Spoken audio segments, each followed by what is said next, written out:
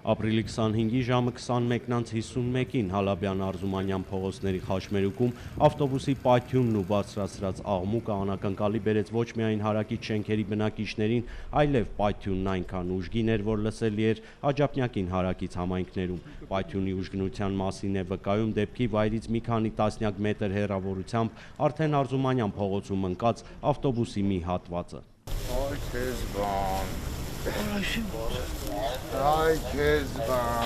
Ոչ միայն Հալաբյան փողոցն, այլև Արզումանյան փողոցը ևս անցավ ոստիկանության հսկողության տակ։ Յուրաքանչյուր իրեղեն ապացույց խիստ կարևոր էր համարվում։ Նախնական տվյալով կային տուժածներ եւ զոհեր։ Դեպքի վայրեն մեկն էլ ճգնաժամային կառավարման ազգային կենտրոնի օպերատիվ խումբը հատուկ նշանակության փրկարարական աշխատանքներ իրականացնող կենտրոնի փրկարարական ջոկատը, 2 մարտական հաշվարկ։ Հայտնի էր նաև, որ պայթյունը տեղի է ունեցել Բոգդան տիպի թիվ 63 ավտոբուսում, որտեղ եղել է նախնական տվյալով 9 ուղևոր։ 6 ուղևորները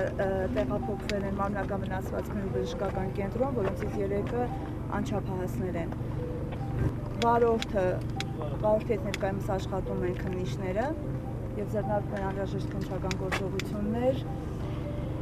Եվ նախնական տվյալներով կա 2 զոհ։ 2 զոհից մեկի ինքնությունն անմիջապես պարզվեց, երկրորդինը դեռ ճշտվում է։ Կեսգիշերն անց արդեն պայթյունի վարկածներից որոշ մանրամասներ ներկայացրեց Հայաստանի ոստիկանության պետը։ Քննարկվում են բոլոր վարկածները, միանշանակ էր սակայն, որ ավտոբուսն աշխատել է դիզելային վառելիքով, ինչից ենթադրելի է, որ գազից պայթյունի վարկածը հերկվում է։ Պայթյունը եղել է նաև ոչ բեկորային։ Ոչ բեկորային է,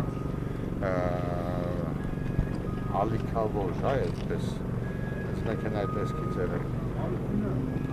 1-2 ժամ։ Վլադիմիր Գասպարյանի փոխանցմամբ նախնական վարկածով պայթյունը տեղի է ունեցել ավտոբուսի աջ շարքի երկրորդ նստարանի կամ տակի հատվածում կամ անմիջապես այդ նստարանին նստողի մոտ։ Վարկածները կմշակվեն հետազոտությունների արդյունքներ ունենալուց հետո։